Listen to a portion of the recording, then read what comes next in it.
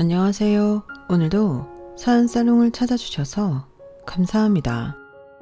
저는 천사 같은 아들과 함께 살고 있는 워킹맘입니다. 항상 다른 사람의 기막힌 사연들을 듣기만 하다가 제가 이렇게 제 사연을 보내게 되다니 이런 날도 오는군요.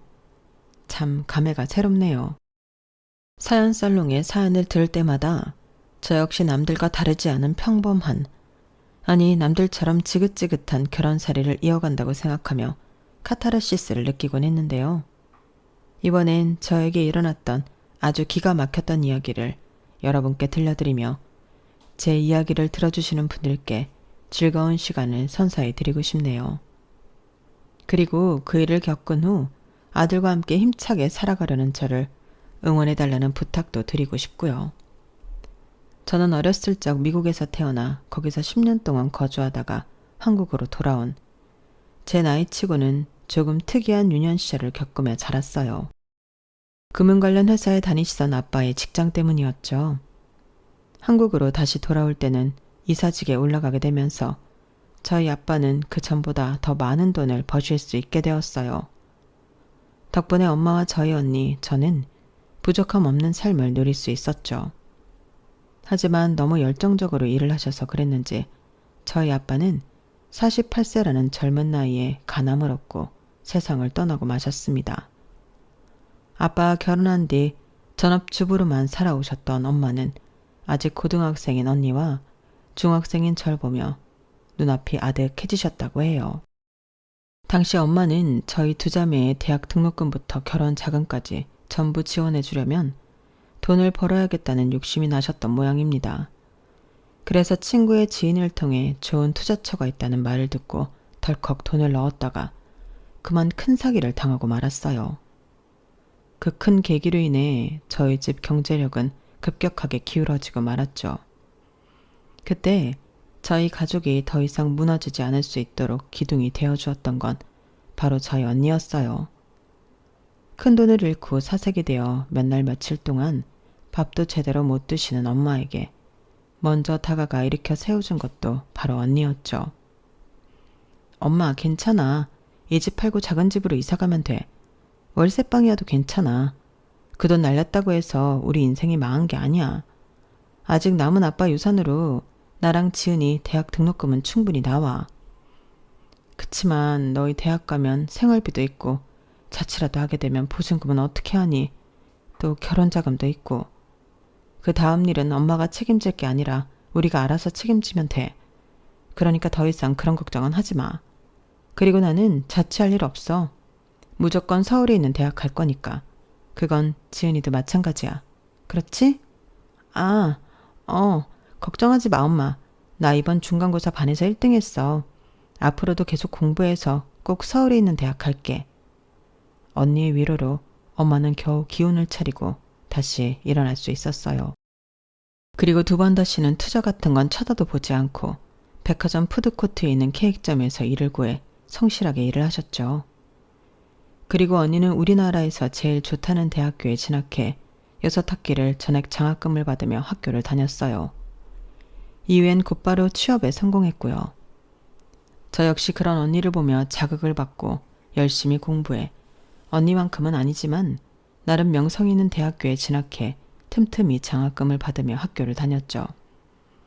당시 저는 대학만 졸업하면 바로 취직을 하고 엄마를 돌봐드리겠다는 나름의 원대한 목표가 있었어요. 가뜩이나 몸이 약한 엄마가 밤마다 팔다리를 주무르고 두드리며 통 잠을 자지 못하시는 걸 몇 번 봤거든요.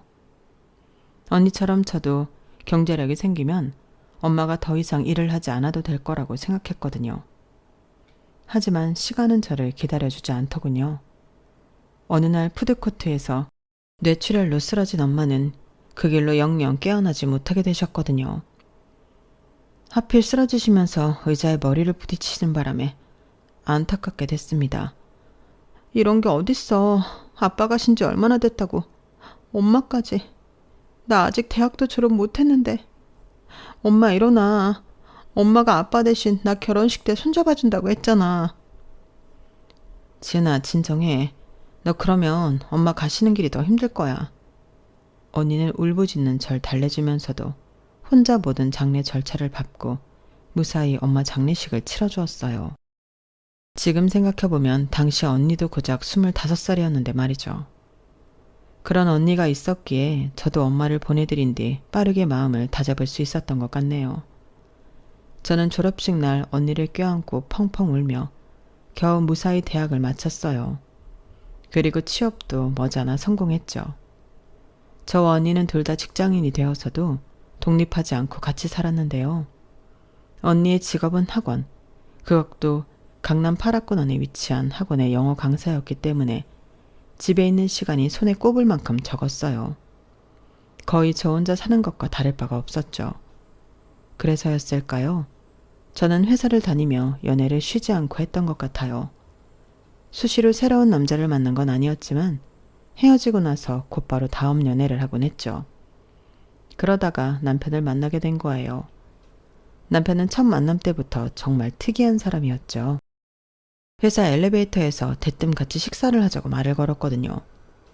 혹시 남자친구 있으세요? 아니요, 왜요? 지금 식사하러 가시는 길이죠? 지하 1층? 네. 구내식당 가는 거면 식사 같이 할까요? 보아하니 혼자 식사하시는 것 같은데. 저도 혼자 먹어야 되는데 제가 혼자 밥 먹는 거 되게 싫어하거든요. 전 영업 B팀 장세진이에요. 신분 확실하죠?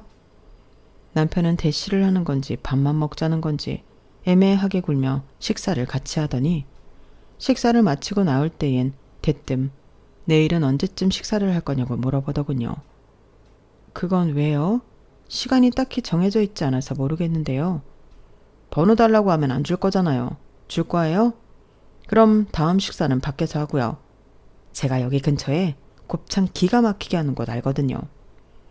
그때는 이 사람이 나랑 뭐 하자는 건가 싶은 마음이 들면서도 또 그렇게 은근슬쩍 어필을 하는 모습에 호기심이 들기도 했어요.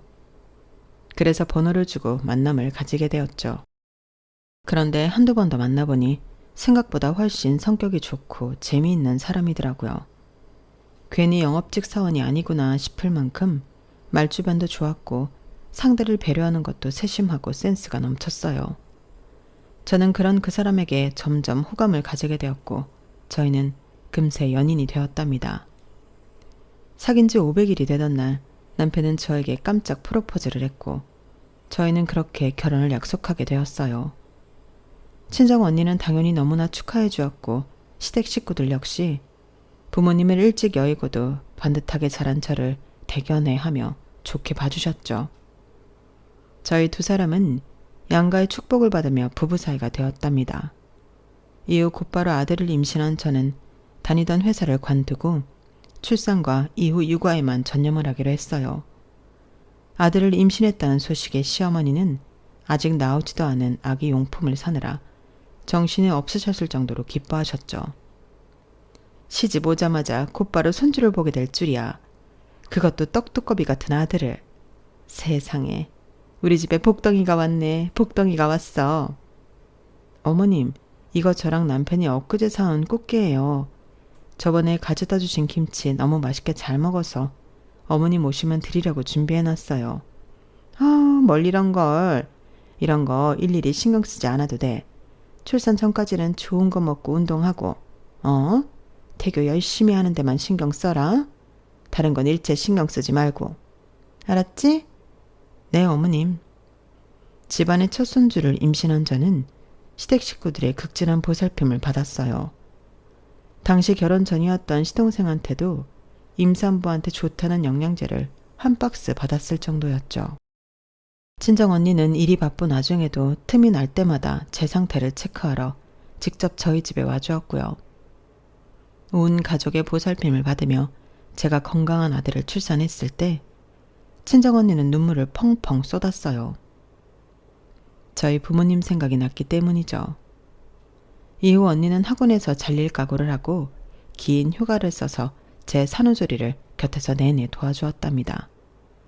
다행히 다시 학원으로 복귀할 수는 있었다고 해요. 언니 덕분에 저는 빨리 기력을 되찾을 수 있었습니다. 이후에는 아이를 키우느라 시간이 정신없이 지나갔죠. 출산을 막 했을 때는 애는 낳는 것보다 키우는 게 일이라는 말을 별로 실감하지 못했는데 4시간 주기로 울어대는 아이한테 온종일 매어 살다 보니 정말로 키우는 게 훨씬 더 일이더라고요. 애가 걷기 시작하고 옹알이를 하고 뛰어다니기 시작할 때까지 저는 예전 처녀 때의 모습은 찾아보기 힘들 정도로 살도 찌고 얼굴도 많이 상해버렸어요. 2년을 기다린 유치원에 아이가 들어가고 나서야 겨우 숨 돌릴 수 있는 제 시간이 생기더군요. 처음엔 잠을 자거나 운동만 하면서 그 시간을 보냈는데 다시 예전의 몸 상태를 찾아가기 시작하니까 그 시간을 좀 더 활용해보고 싶었어요. 그래서 소일거리로 번역일을 조금씩 받아서 하기 시작했죠. 원래 결혼 전 다니던 회사에서도 비슷한 일을 했었기 때문에 저는 빠르게 프리랜서 번역가로 자리를 잡을 수 있었답니다. 그리고 그 시기쯤에 시동생도 장가를 가게 되었어요. 시동생이 데려온 동서는 무려 집안 어른 모두가 판검사인 법조인 집안 딸이었죠. 시어머니는 시동생 장가 준비를 하면서 사채 빚이라도 진 사람처럼 정신없이 결혼 자금을 모아대기 시작했어요. 집안에 아들을 낳았다고 애지중지하던 저는 한순간에 시어머니의 수많은 통장 중 하나로 전락하고 말았죠. 예, 너 얼른 70만 원만 붙여봐라. 네? 갑자기요? 무슨 일이세요? 오늘 세영이 결혼식 사진 고르러 갔는데 거기서 70만 원을 더 달라고 하는 모양이야. 결혼식 사진 고르는데 왜 70만 원이나 필요하세요? 아우, 이 늙은이가 자세한 걸 어떻게 알겠니? 원래 고급 사진관들은 돈이 많이 드는 모양이다. 그러니 윗사람들이 가서 사진을 찍는 거겠지. 얼른 70만 원부터 붙이거라. 참말 말고. 어머님, 저 이미 저번 달에 번 돈 전부 도련님 장가 비용으로 썼어요. 더 이상 드릴 돈이 없어요. 그럼 적금이라도 깨서 보내든가. 잔말하지 말고 3시 전에는 무조건 보내라. 알겠어? 시어머니는 칼만 안 들었지 아주 강도가 따로 없었어요. 덕분에 번역 일을 하며 번 돈을 전부 빼앗기고 말았죠. 남편에게 이 일에 대해 부당함을 토로해봤지만 남편은 시동생이 장가가기까지 반년밖에 안 남았으니 이해해달라는 말만 앵무새처럼 되풀이할 뿐이었고요.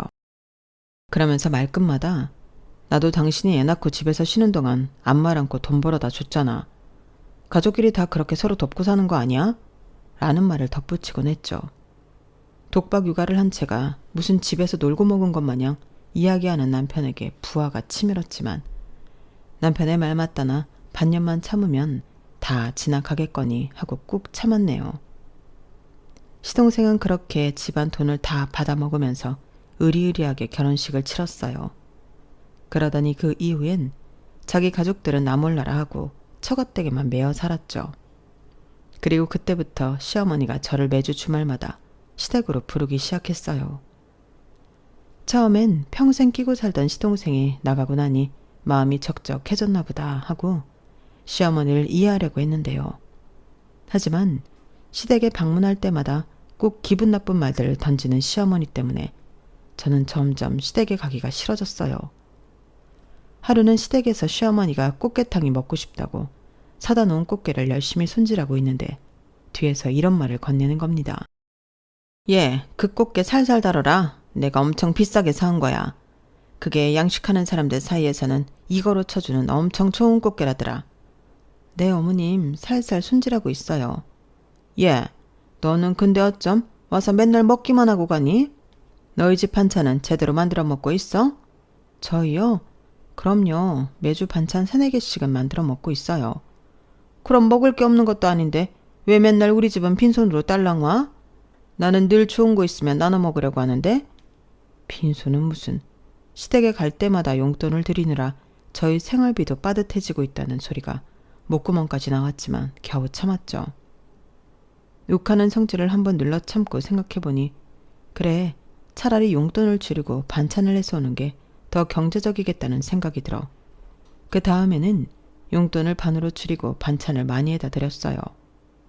봉투가 얇아지자 못마땅한 표정을 짓는 시어머니 얼굴을 애써 무시하면서요. 애 키우면서 살림하는 게 빤하게 보일 텐데 시어머니는 자꾸만 저희 살림을 빼먹으려고 안달이더군요. 제가 싸온 반찬을 몇 번 먹더니 이런 얘기를 또 하시는 거예요. 예, 너는 어쩜 맨날 이런 풀떼기만 싸우니? 고사리는 저번 달에도 가져오지 않았니? 이거원, 가족들을 말려 죽일 참인지. 요즘 나물이 얼마나 비싼데요. 그리고 이런 걸 많이 먹어야 건강해진다고. 유명한 사람들은 죄다 채식만 하잖아요. 채식? 그럼 앞으로도 이렇게 풀떼기만 가져오겠다는 거야? 이래가지고 내 손주랑 내 아들이 건강하게 잘 살지 모르겠구나. 에휴, 늙은 시엠이 굶겨 죽이는 것도 아니고 옛날 같았으면 어른상에 고기 하나 없다고 바로 등짝 맞았을 일이다. 그래, 나도 당신이 해준 갈비찜 좀 먹어보자. 신혼 때는 자주 해주더니 요즘은 그거 통 안 해줬잖아. 저는 기분이 나빠서 속으로 화를 삭히고 있는데 눈치 없는 남편은 그 와중에 반찬 타령이나 하고 있더라고요. 가뜩이나 점점 시어머니가 시댁으로 불러들이는 일이 잦아져 주말마다 시댁에 가는 게 당연한 일정인 것처럼 굳어졌는데 이제는 시어머니의 시실코콜한 잔소리까지 들으며 매주 다양한 고기 반찬을 해다 바쳐야 하는 상황이 되어버리고 말았죠. 시어머니는 점점 더 노골적으로 먹고 싶은 음식을 요구했고 저는 늘 그걸 다 맞춰서 가져가야만 했어요. 이대로는 생활비가 다 바닥이 나겠다 싶었던 저는 번영일을 늘려서 할 수밖에 없었고 늘 피곤한 몰골이 될 수밖에 없었는데요. 그러던 중 하루는 청천벽력 같은 소식이 들려왔어요. 남편이 회사에서 정리해고를 당한 겁니다. 이제 고작 40 넘은 남편의 정리해고 소식에 저는 큰 망치로 머리를 맞은 것처럼 머리가 굳어버렸어요. 뭐? 정리해고? 해고? 그럼 회사를 더 못 나간다고? 왜? 무슨 일인데 대체 왜? 지금 시국이 시국이라서 해외 거래처 전부 나가려 됐으니까 그렇지. 해외 거래가 안 되는데 회사가 돈을 어디서 버냐고. 아니 그렇다고 해도 그렇지. 이렇게 일 잘하던 사람을 헌시짝 버리듯이 버려? 그래도 되는 거야? 걱정하지 마. 해고로 처리됐으니까 실업급여는 나온대. 지금 그게 문제가 아니잖아. 해고를 당해도 천하태평한 남편 때문에 저는 우라통이 터지는 것 같았어요. 없던 화병도 생길 정도였죠. 당장 아파트 이자며 공과금, 보험료 등 나갈 돈이 한둘도 아닌데 말인데요. 게다가 애까지 키울 생각을 하니 저는 눈앞이 막막해졌죠. 그동안 시동생 결혼이니 시어머니 반찬이니 뭐니 하면서 제가 일해다 번 돈을 전부 써버렸으니 저축해놓은 돈도 없었거든요. 결국 저는 친정 언니한테 돈을 조금 빌릴 수밖에 없었죠. 친정 언니는 제가 빌려달라는 돈보다 훨씬 더 많은 돈을 빌려주면서 걱정을 한가득 하더라고요. 요즘 경기가 너무 안 좋아져서 힘든 사람들이 너무 많더라. 제부도 힘든 마음일 텐데 네가 잘 다독여줘. 응 언니 고마워. 다 잘 될 거니까 걱정하지 말고 또 도움 필요하면 언제든지 연락해. 알았지? 응 알았어. 상황 괜찮아지는 대로 이 돈 꼭 갚을게 언니. 그동안 애 키우면서 친정 언니랑은 연락이 뜸해졌었는데 대뜸 돈을 빌려달라는 요청에 이렇게까지 도움을 주니 제 스스로가 더 부끄러웠죠. 친정언니는 한사코 돈 갚지 않아도 된다고 이야기했지만 저는 그날 이후로 잠을 줄여가면서까지 일을 늘려 돈을 벌었어요. 그리고 그런 와중에도 눈치 없이 주말마다 시댁으로 불러대는 시어머니께도 단호하게 이야기했죠. 이제 자주 못 간다고요. 뭐? 이제 안 온다고? 아니 왜? 저희 살림 빠듯해요 어머님.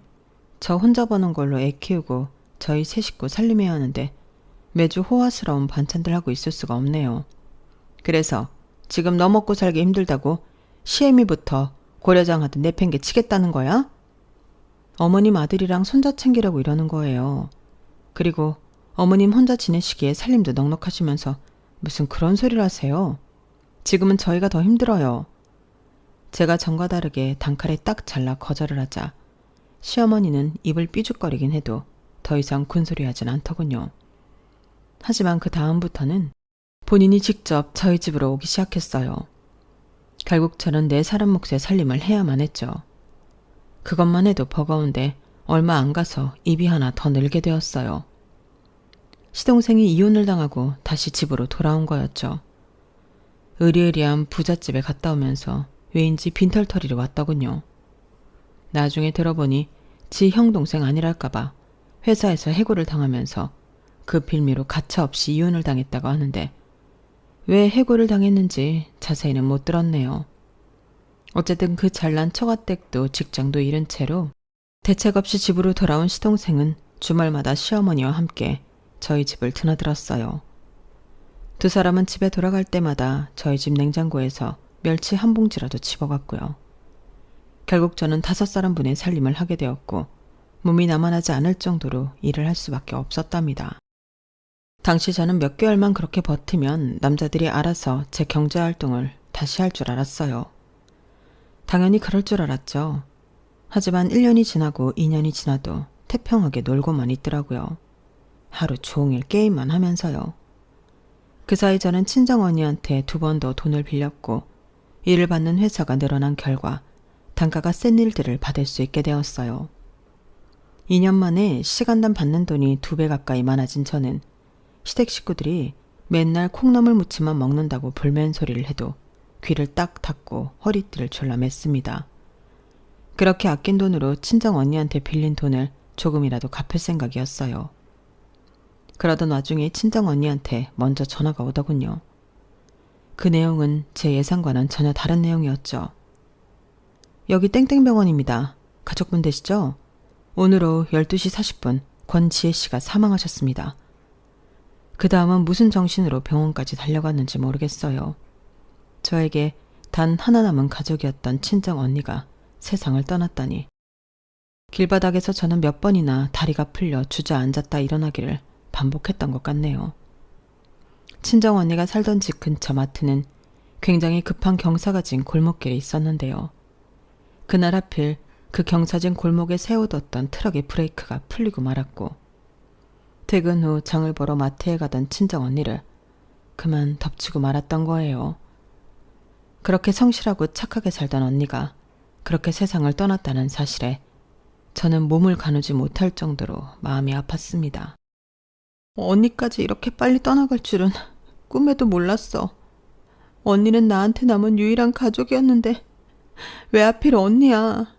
우리 언니가 얼마나 착실하고 성실한데 이런 게 어딨냐고. 여보, 너무 슬퍼하지 마. 당신 말대로 채영은 좋은 사람이었으니까 분명 좋은 곳으로 갔을 거야. 당신이 이렇게까지 슬퍼하면 오히려 채영이 마음 놓고 못 떠나.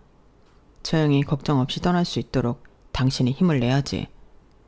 그 전까지는 웬 수갑기만 하던 남편도 하나밖에 없는 제 가족을 잃고 슬퍼하자 절 위로해 주더군요. 초등학생이었던 아들조차 고사리 같은 손으로 저를 위로해 주었고요.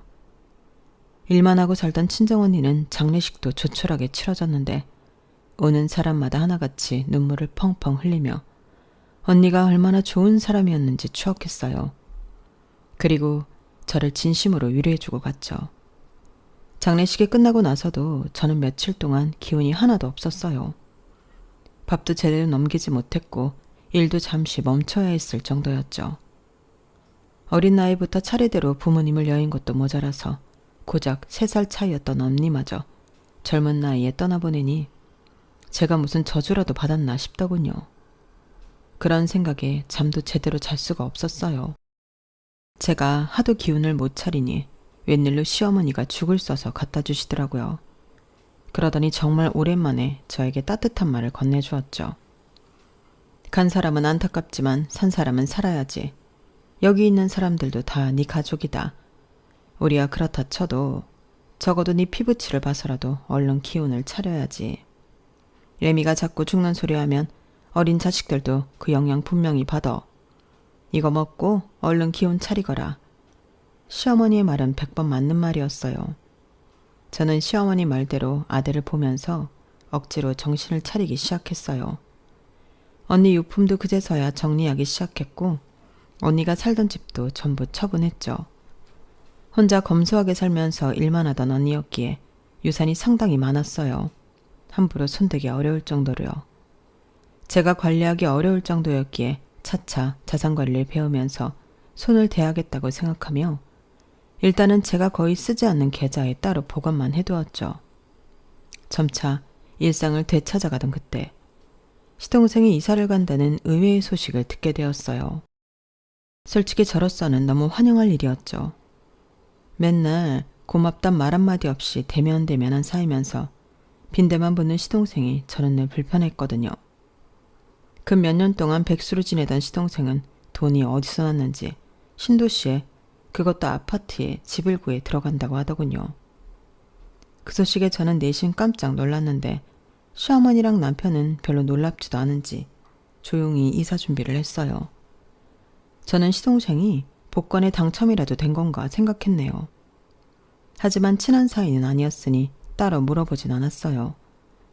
그렇게 시동생이 이사 간다는 날이 되었고 오후에 이삿짐 차가 온다고 하니 온 식구가 가서 아침부터 짐 포장을 도와주고 있었어요.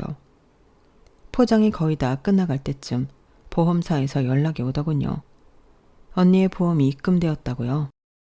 마지막 보험금이었고 저는 알겠다고 하고 전화를 끊은 뒤 은행 계좌를 확인해 보았습니다. 제가 거의 쓰지 않고 언니의 유산과 보험금을 모아만 두는 그 계좌를요. 그런데 금액이 뭔가 이상한 거예요.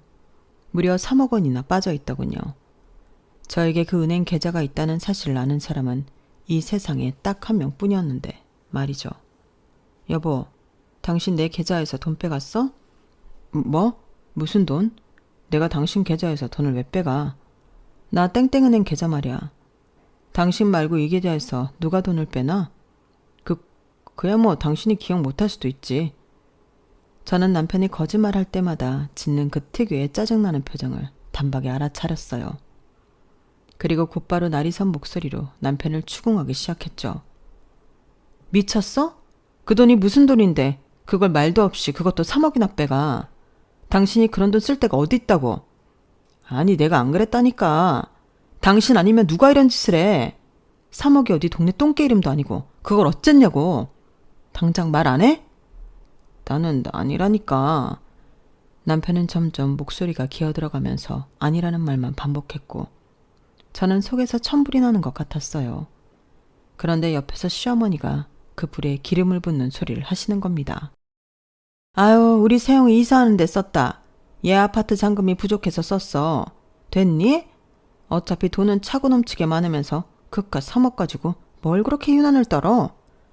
제정신이세요? 이 돈 저희 언니 목숨값이에요. 아파트 잔금이 모자랐다고요? 애초에 3억씩이나 모자르면 그 집에 들어가지 말았어야죠. 어떻게 당사자인 저한테 한마디 말도 없이 이런 짓을 저지를 수가 있어요. 넌 더 많이 받았잖니, 네 언니한테. 아휴, 넌 네 가족한테 쓰는 돈도 그렇게 아깝니? 대체 어떻게 된 애가 저밖에 모르니? 그러면서 네 시애미한테는 바락바락 소리나 지르고. 나중에 너 힘들 때 세영이가 어련히 은혜 갚을 것을. 이 나이에 아직도 배 쓰면서 무슨 수로 3억을 갚아요? 말이 되는 소리 하세요. 제가 울분을 토하며 화를 내도 시댁 식구들은 계속 저만 매정한 사람 취급하면서 말을 아꼈어요. 본인들도 딱히 할 말이 떨어진 모양이었죠. 그 모습을 보면서 저는 제가 바보 같은 짓을 하고 있다는 걸 깨달았습니다. 어차피 말이 안 통하는 사람들한테 입 아프게 말로만 떠들어 봐야 소용이 없다는 걸 깨닫게 되었어요. 동시에 이런 거지근성으로 똘똘 뭉친 거머리 같은 인간들한테 환멸이 났어요.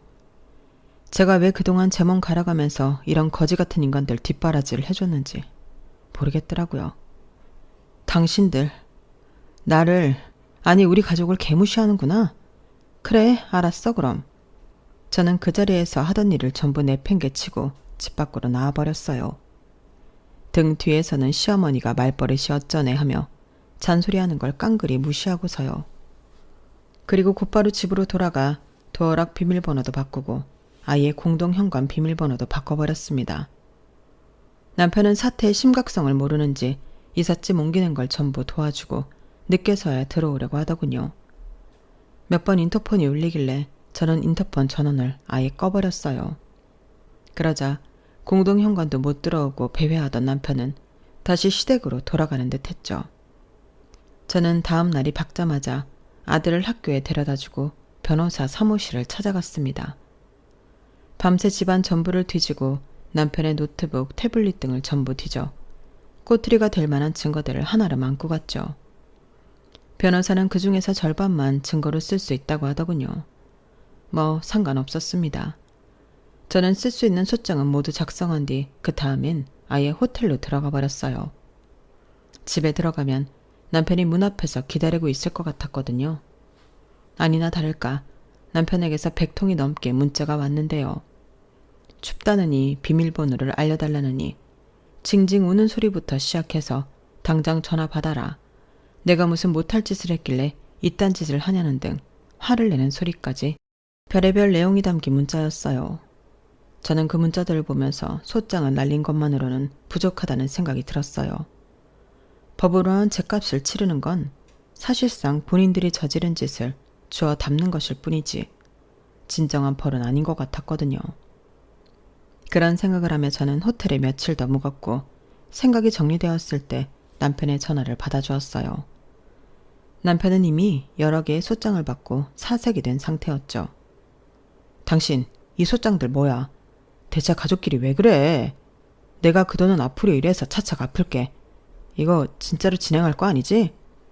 내가 왜 당신 가족이야? 피 한 방울 안 섞였는데. 이혼 도장만 찍으면 곧바로 남남 아닌가? 일단 만나서 얘기해.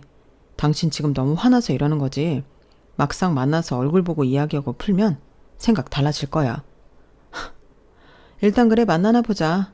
내가 내일 점심때쯤에 어님 댁으로 갈 테니 거기서 만나.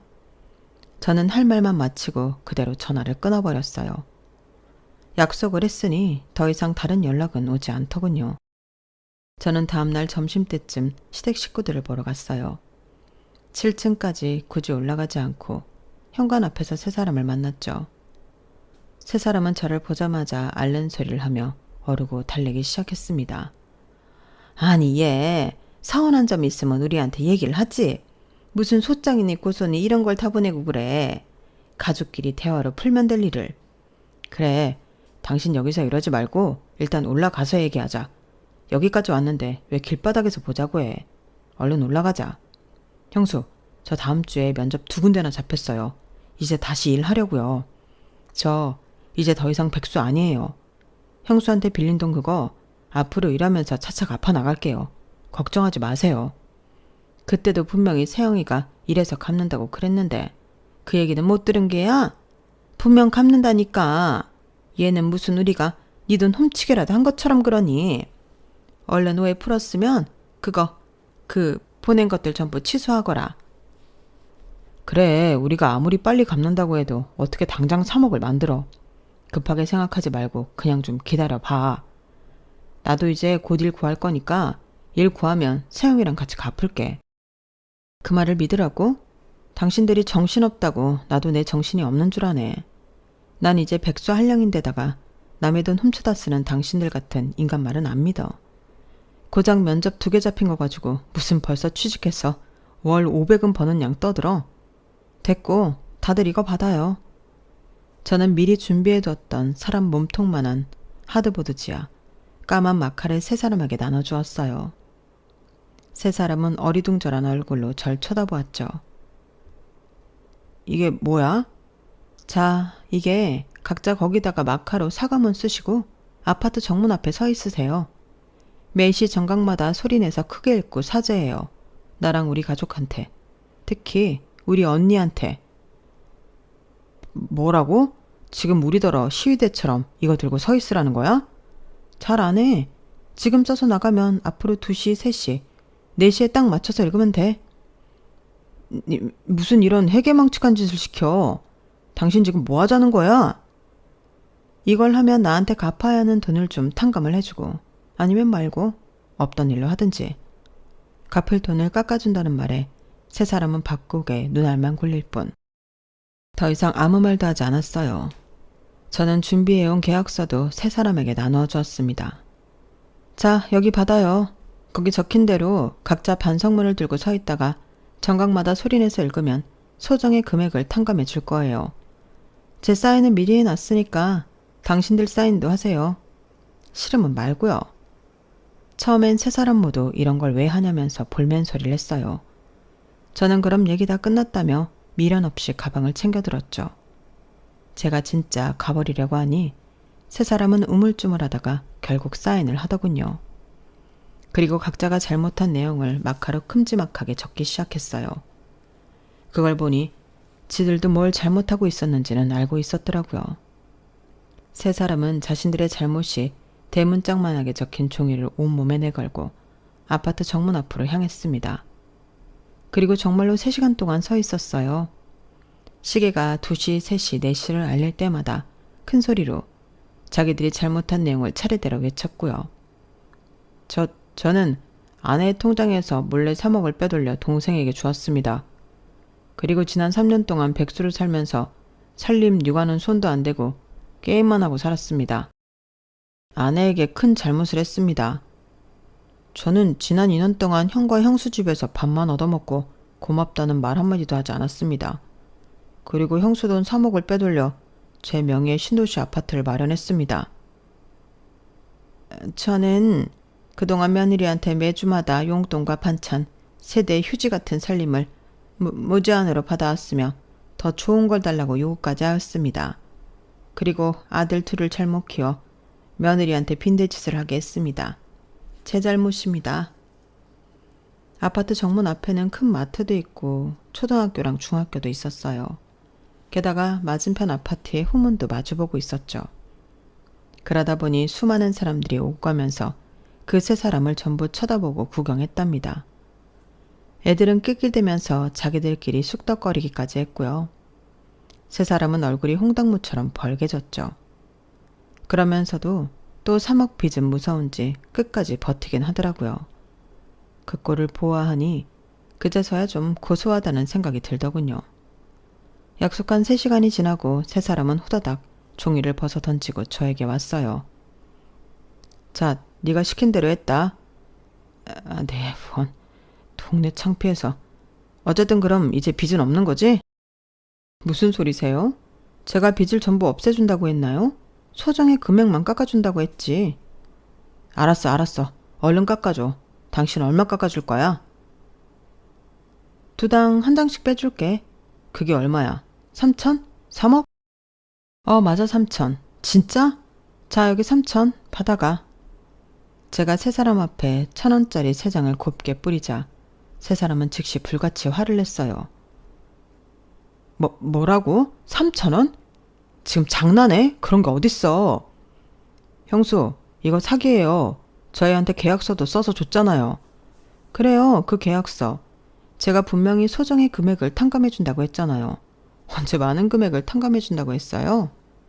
3사람은 눈이 벌게져서 후다닥 계약서를 꺼내 읽어보더군요. 시시각각으로 망연자실한 표정으로 변하는 3사람을 뒤로하고 저는 유유히 미리 불러둔 택시에 올라탔어요. 3사람의 멍청한 얼굴이 망연자실해지는 광경을 구경하고 나니 속이 다 편안해지더라고요. 그날 호텔로 돌아와서 아들과 함께 2다리 쭉 뻗고 얼마나 단잠을 잤는지 몰라요. 저는 그 뒤로 3사람이 아무리 울고불고 매달려도 한치 흔들림 없이 이혼이며 고소 등 법적 문제를 전부 처리해 나갔어요.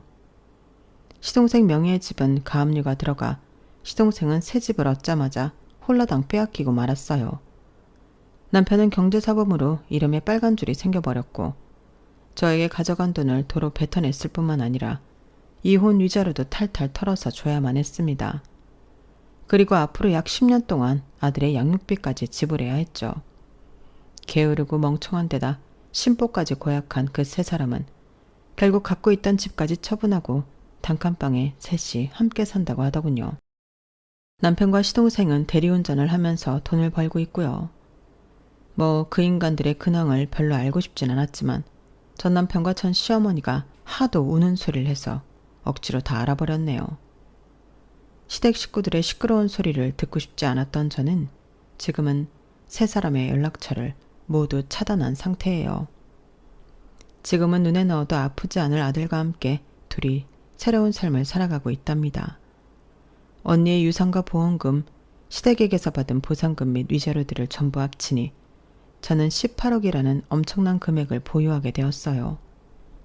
저는 그 돈을 의미 있게 쓰기 위해 지난 몇 개월 동안 열심히 공부를 했고 지금은 형편이 어려운 학생들을 지원해주는 장학금으로 사용하기 시작했답니다. 아이들을 가르치는 일을 오랫동안 해왔던 언니라면 아마 그 돈이 이렇게 쓰이길 원했을 것 같아서요. 제 이야기는 이렇게 마무리가 되었어요. 모쪼록 듣는 분들께 좋은 감정으로 들렸길 바랍니다.